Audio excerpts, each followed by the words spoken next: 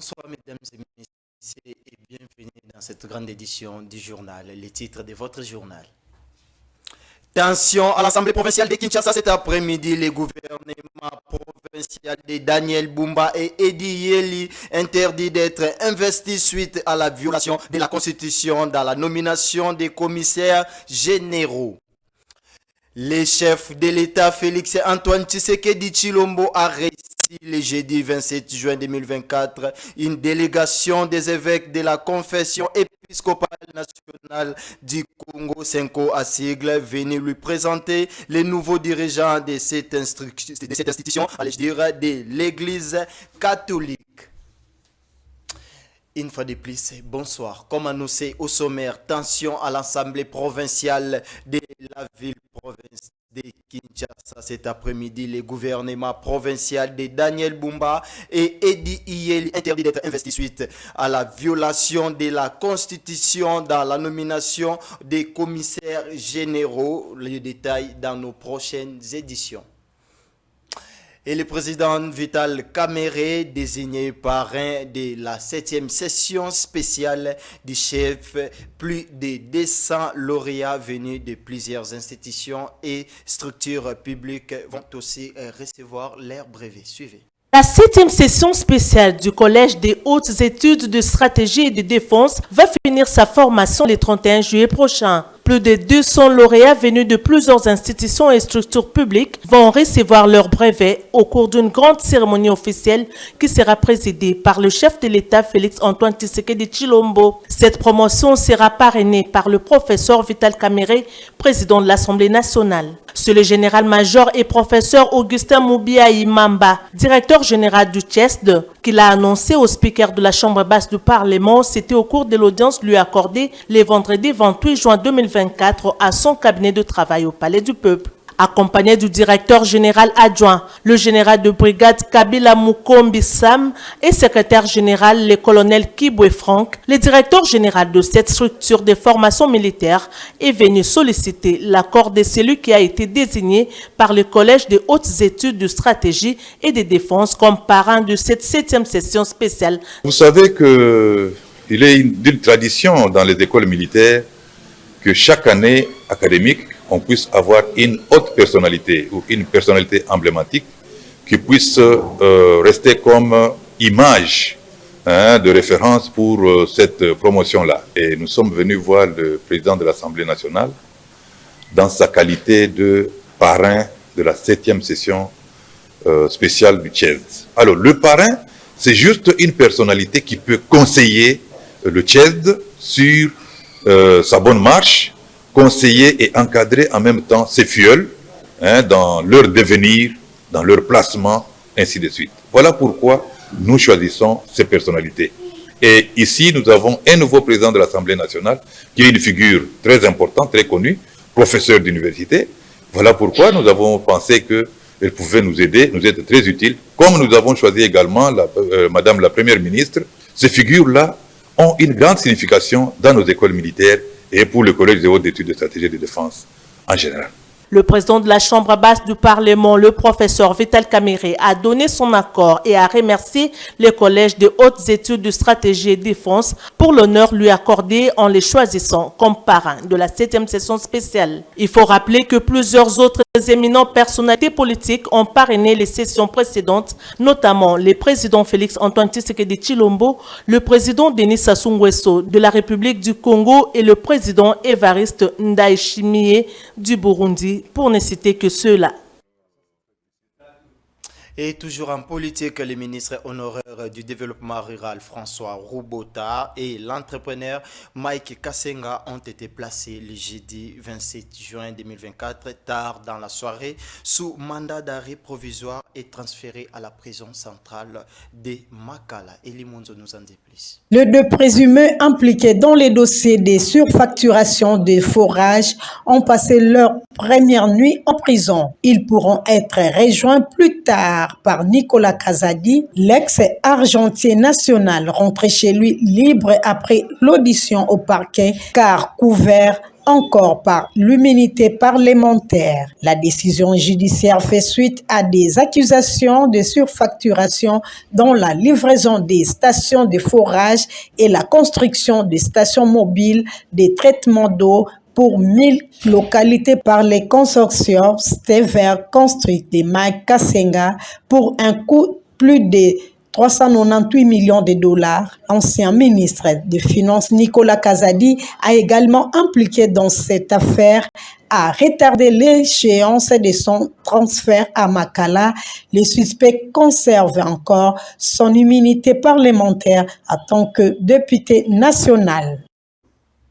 Et en éducation, à présent, allez-je dire, clôture de l'année scolaire 2023-2024, les complexes scolaires, les Tournesols a organisé une journée culturelle en termes de collation des élèves de maternelle. C'est vendredi 28 juin 2024 dans la commune de Njili, quartier 4. Suivez les détails. Un bon début finit bien. L'année scolaire 2023-2024 a été clôturée en beauté pour les complexes scolaires Les Petits Tournesols dans la commune d'Njili, quartier 4 à Kinshasa. École créée par la fondation Saint-Michel pour l'éducation de nos compatriotes de la République démocratique du Congo. Le vendredi 28 juin, marqué par la journée culturelle au sein du complexe scolaire Les Petits Tournesols pour la collation des grades des élèves des maternelles. Plusieurs activités au menu, entre autres, récitation, animation, théâtre, poèmes, danse et autres. Pourquoi l'organisation de la dite activité? Promotrices, directrices et responsables des projets sont tour à tour exprimés. Alors on s'est dit qu'on doit créer l'égalité de l'éducation et l'inclusivité et surtout à les apprendre à devenir de bons citoyens dans l'avenir, quoi. Ce que nous faisons, c'est de suivre au fait ce qui se passe par rapport à tout le programme conçu pour le bien de la fondation. Ce que nous faisons à notre niveau, c'est de suivre si tout est bien fait, si tout est planifié selon ce que nous avons dit et que cela se fasse aussi selon que nous pensions ou que nous voulons que cela soit fait. Nous sommes déjà formés.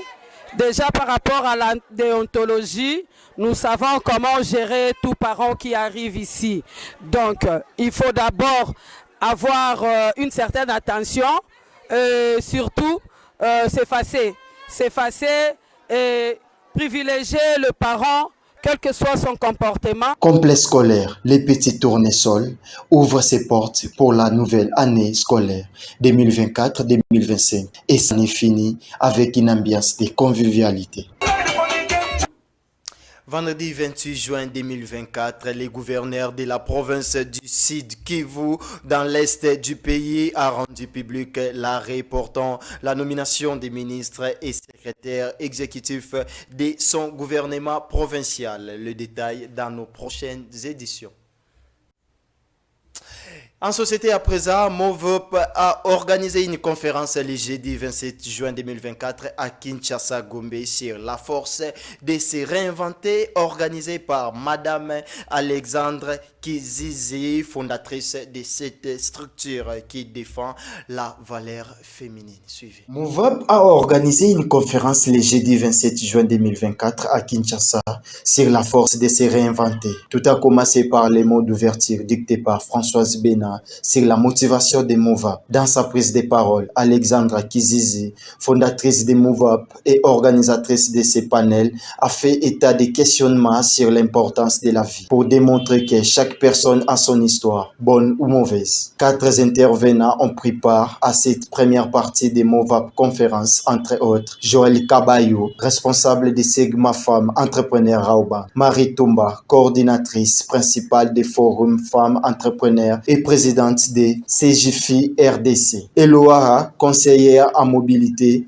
internationale, coach certifié, et Christine Chika, coach auteur et DG de Capital Group. Chaque panéliste fait son allocution en démontrant un défi de la vie déjà relevé. Pourquoi la force de se réinventer dans la vie est-elle importante?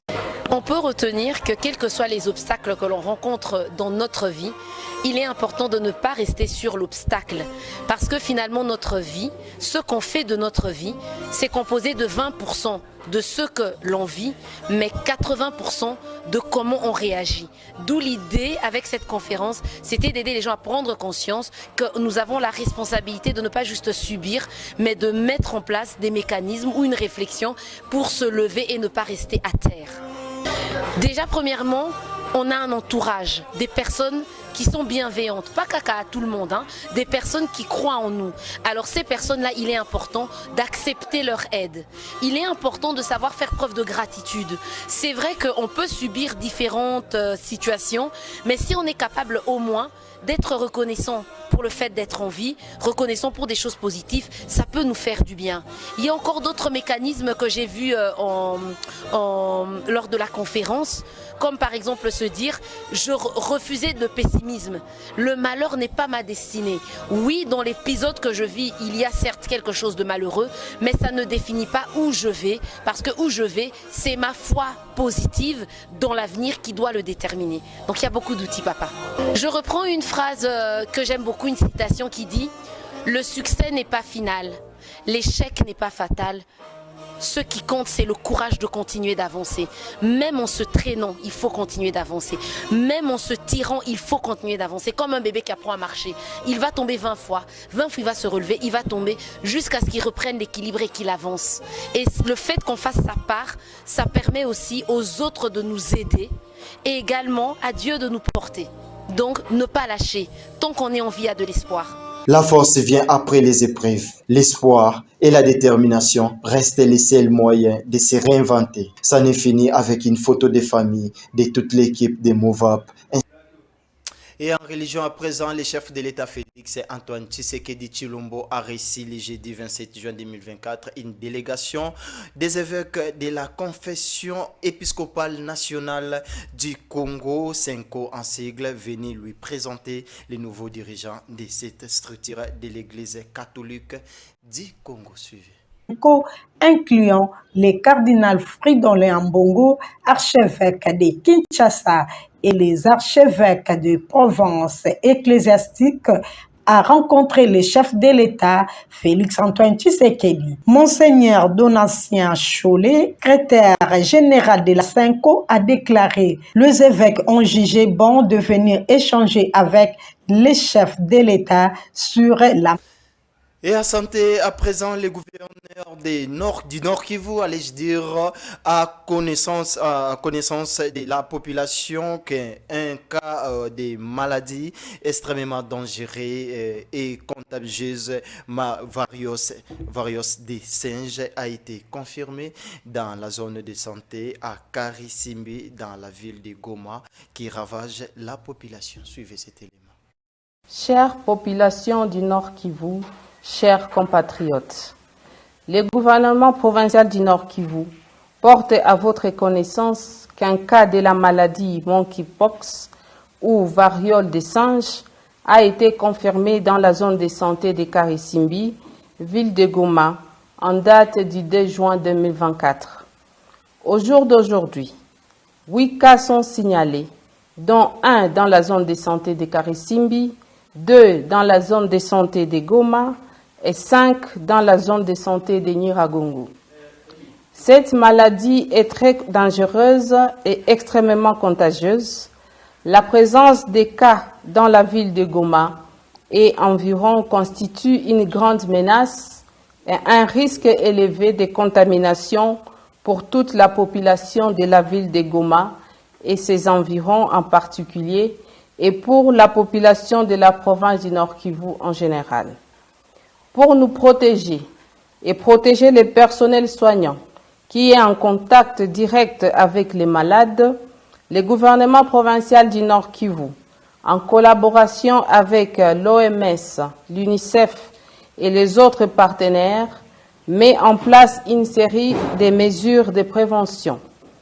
Tous, nous devons savoir que le Mpox, jadis appelé monkeypox, est une maladie dangereuse causée par un virus d'origine animale qui est évitable. Il se transmet principalement par contact direct de l'animal malade avec ou sans signe à la personne non malade, de la personne malade à la personne non malade. Elle se transmet également par contact sexuel et la mère malade peut contaminer son enfant pendant la grossesse. Les mpox se manifestent chez les humains par une forte fièvre d'apparition brutale, des éruptions cutanées avec des lésions remplies de liquides et de pus qui finissent par dessécher et former des croûtes. Ces lésions débutent au niveau des paumes de main et les plantes des pieds et peuvent même se généraliser sur tout le corps. Des personnes qui entrent en contact direct avec les animaux ou produits animaux comme les chasseurs, les fermiers, les éleveurs, les vendeurs ou abatteurs des animaux, les cuisiniers sont les plus exposés à contracter les mpox. Pour la protection contre les mpox, nous recommandons à tous de respecter les mesures suivantes. Éviter tout contact physique et ou sexuel avec toute personne qui présente les signes de mpox ou toute autre excrétion ou liquide provenant des personnes malades. Sang, urine, sel, salive, vomissures, sueur et sperme. Éviter tout contact direct avec l'animal domestique ou sauvage malade ou son produit. En cas de contact avec une personne ou animal suspect de mpox, lavez-vous immédiatement les mains avec du savon ou la cendre, puis rendez-vous au centre de santé les plus proches. Lorsqu'un membre de la famille, un proche ou voisin, ou vous-même présentez les signes suspects de mpox, rendez-vous au centre de santé les plus proches pour les soins appropriés. Chers professionnels soignants, devant tout malade qui vous consulte, vous devez porter les équipements de protection individuelle et respecter les mesures de prévention contre les infections dans votre formation sanitaire pour votre protection et celle de la population. Fait à Goma, le 24 juin 2024, le gouverneur des provinces, le général-major Chirimwami Nkuba. Excusez-nous pour ces petits lapsus, il s'agit de la maladie variole des singes monkeypox. Et en sécurité à présent, renforcer la volonté, les vouloirs et la capacité de combattre des éléments des FARDC, ainsi que la compréhension des opérations spéciales, objectif d'une formation d'environ 3 semaines donnée par la MONUSCO en faveur des soldats des 3012 bataillons voltigeurs déployés en Ituri. La cérémonie officielle a été présidée par les gouverneurs militaires. Suivez.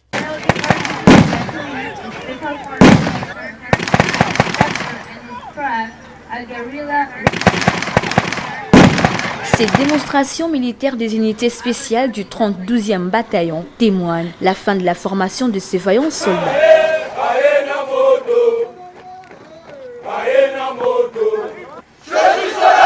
Ceci s'inscrit dans le cadre de la mutualisation de forces entre FARDC et MONUSCO. Les commandants des opérations militaires en Ituri, le lieutenant-général Boyan Kashamadjoni, qui a présidé cette cérémonie, a salué la collaboration entre les deux forces avant d'appeler ses compagnons d'armes à la discipline dans l'accomplissement de leur mission.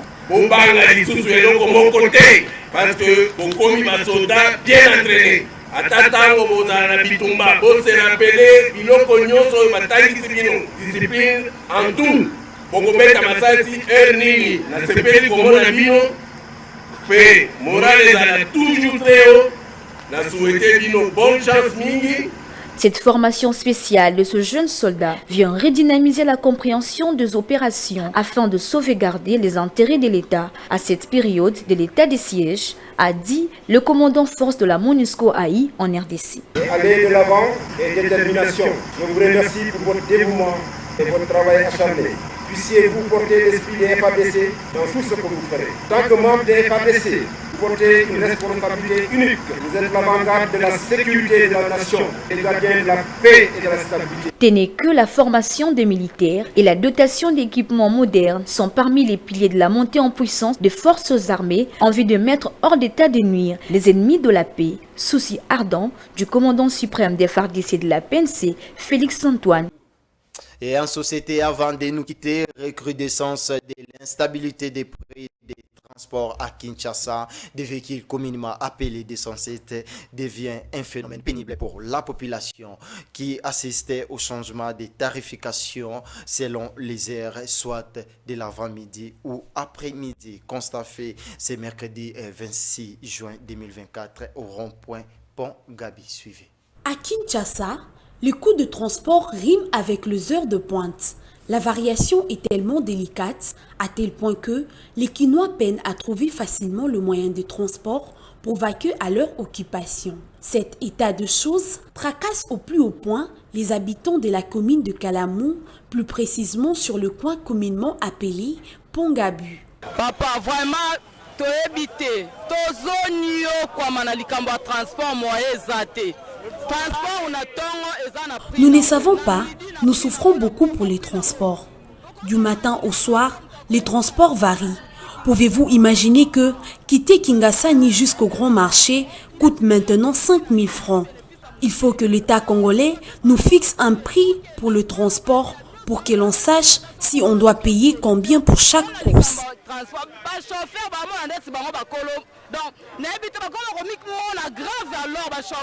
Pour ces transporteurs, interrogés à tour de rôle, conducteurs de bus des 107, cette difficulté de hausse de prix de transport est simplement due, pour la plupart des cas, aux embouteillages.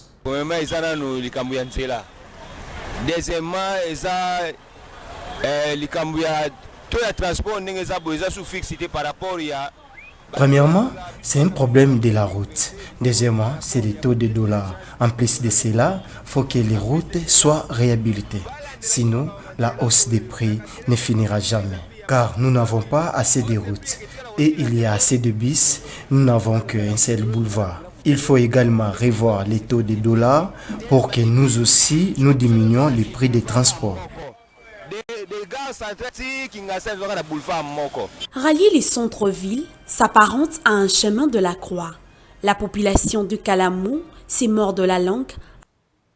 Nous sommes arrivés à la fin de cette grande édition du journal. Si vous nous avez pris en cours de diffusion, voici l'essentiel à retenir.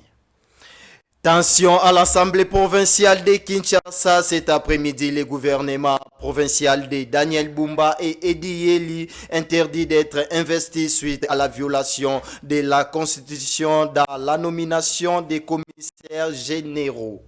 Le chef de l'État Félix Antoine Tshisekedi Tshilombo a reçu le jeudi 27 juin 2024 une délégation des évêques de la confession épiscopale nationale du Congo, Senko en sigle, venir lui présenter les nouveaux dirigeants de cette institution de l'Église catholique du Congo. Ça n'est fini pour ce soir, mesdames et messieurs. C'était l'édition des Plans Kabanga réalisée par Pacifique Kimia. Quant à moi, je vous dis au revoir dans nos prochaines éditions Média Business, Télévision, l'essentiel de l'information.